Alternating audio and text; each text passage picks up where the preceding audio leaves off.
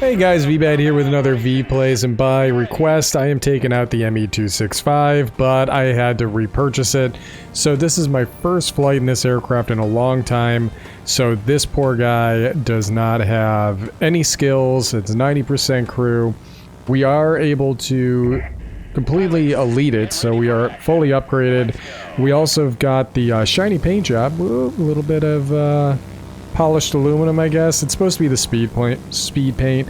Looks more white to me for whatever reason. The enemy team actually has a P-51H and a B-32 Specialized, so we've got an uphill climb. However, we do have a Specialized IL-10 from Simon Bygod over here. This aircraft actually has like the same cockpit arrangement as you would see on the ME-410, and same gun arrangement as well. 230s, 220s, and a set of 13mm machine guns. We're gonna go ahead and drop these two potatoes here. Fairly decent reload, 50 seconds, but it's only 2 bombs. But it's the first time on the German line that you're gonna be getting bombs on the aircraft in addition to the forward-firing armament. And at this tier, that's a pretty decent amount of firepower. Can I? No, I can't. Ugh. So it takes a few passes to actually get kills on priority structures like this. A lot of the times I'll zip through a zone and I'll just cause damage to sectors, but I won't necessarily kill everything there. I'll like come through real fast, cause a little bit of spot damage, maybe drop a few bombs, but mostly I'm taking out the AA sites. And then I employ a tactic called tag and drag, where you're actually going to zip through the zone, cause some damage, and then get the defense aircraft to chase you, and then you just let loose with the tail gunner, because the dual 13mm machine guns on the tail gunner are actually pretty dang good. Looks like there's a bomber here right now. See if we can do this with a single bomb. Is that going to be enough to be able to flip it? Maybe. Oh, not quite. We're competing with this other bomber. The other bomb went off. Oh, come on. Don't let him get it.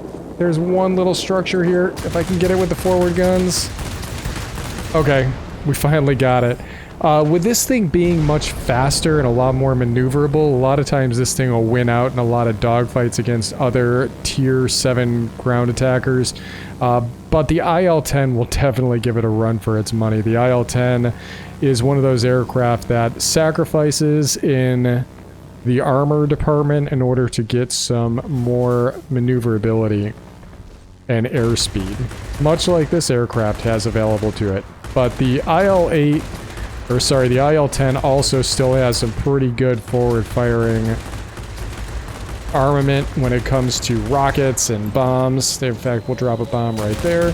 We're softening up these ground targets, so that way the bomb can be assured that it'll be able to take the rest of that site. And we're just going to blitz on through and head for their mines. So with 2 ground attackers operating on this map, I think we're actually doing fairly well for ourselves to be able to get around the map. And as you can see here, 300 plus miles an hour and a ground attacker is pretty good. I do like the idea of this pusher prop flying wing. I think it looks cooler on the ME-329 at tier 8, but I can't discount that this aircraft also looks very cool as well.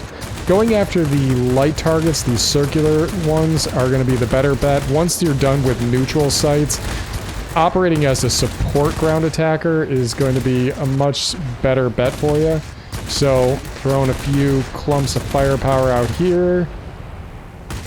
Maybe catch a fire with the machine guns. We'll drop a singular bomb there. Not quite enough. We'll come back around. And I really want to lay into the central sector. Looks like there's a bomber overhead giving me a hand. Spreading out some of the love from this forward firepower. We do have rolled cooldown on our guns because we do have the, what is it, the gas operated action. Get a little bit of distance here, nose up to slow down and hit the rudder to kick that tail around. Maybe we can get lucky with this target. Brakes and flaps. Nice job, friend. Nice job indeed. With the two of us here, we should be able to flip this zone, no problem. There we go. Good job, my friend. Now let's head over to...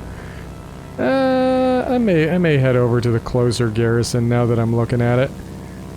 We can hammer down on that boost, and we still got a boost cooler as well. So for a 90% crew, I'm actually fairly happy with what we got going on here. And the fairly quick reload on the bombs means that you're never really hurting as you get to another sector. Oh, I'm pretty sure the guys are going to have that locked up, actually. Alright, let's use the airspeed we've developed and move our way over towards the other garrison. There's a bit of a furball over here, but it seems to be at higher altitude. So we're going to dip our nose as we crest this ridge. See if we can get across here without getting tore up too bad. Although the enemy looks like they're going to pick up this zone real quick.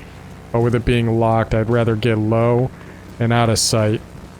Use our speed in our low altitude to kind of operate as a bit of safety from those high altitude engaging aircraft. The bombers have both made it over to the mine. B-32 seems to be doing all right for itself. But this is going to go back toward the old adage of always be capping. Take out that gun. Now we don't need to worry about low altitude fire from that site. Got that section.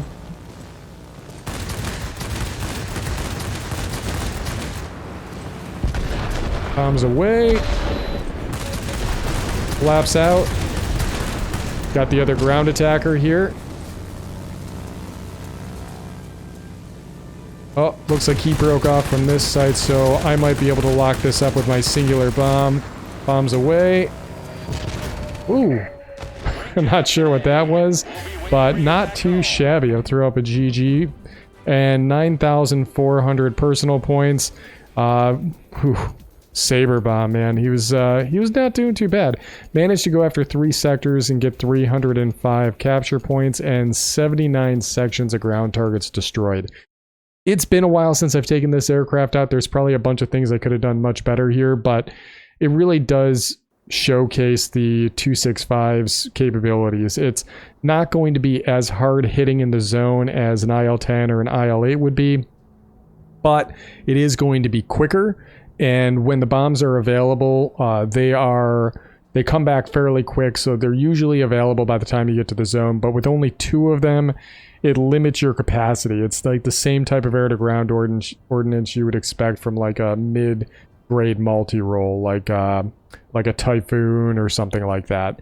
The bombs, they're not too bad. I mean, 4,400 damage per bomb. Resupply of 50 seconds, though. That really does make it feel pretty good.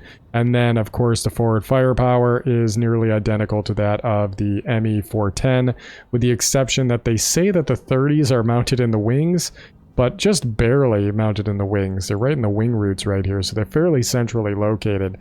And it is a neat looking plane, and I do enjoy it for that aspect, but those tail gunners at this tier, dual 13mm machine guns pumping out 128 damage per second, that's actually pretty good. So that tag and drag concept, if you guys go through a zone real quick, drop your 2 bombs and use your forward firepower to wound the site that you're going to drop the bombs on, usually a medium site, and also shoot up some of the AA guns just to help your bombers and other fighters get a little bit more safety while they're flying at higher altitude. And then as you get chased by possibly some defense aircraft, you can hop into the tail gunner and manually shoot down those other aircraft. So just something to bear in mind. Anyways, I hope you guys enjoyed the video, and as always, I'll be catching you guys on the next one.